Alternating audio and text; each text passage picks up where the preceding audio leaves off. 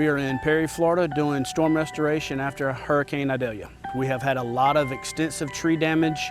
The biggest challenges we're running into right now are being able to access the poles to do the work that we need to do, and then finding all the cuts to our fiber that are out there existing.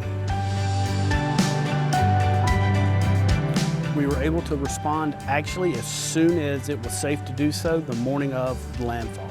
We were out here doing assessments, trying to find any and everything that we could do to restore at that point, and then figure out who we need to bring in to help.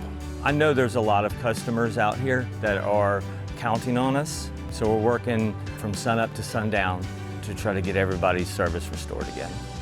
I have actually interacted with some of our customers. They've stopped me, offered to give us water, food, anything that we need. They're very appreciative of us being out in the field working late hours, and offered to do anything they can for us because they appreciate what we're doing. Makes me feel good, you know, that you know, they've got our back, you know, that we're out here working, and it's not just, you know, makes it a little easier. Restoring the service to our customers makes me feel amazing, especially after a disaster like this, because we know how important it is for them to try to get some type of normalcy back in their life.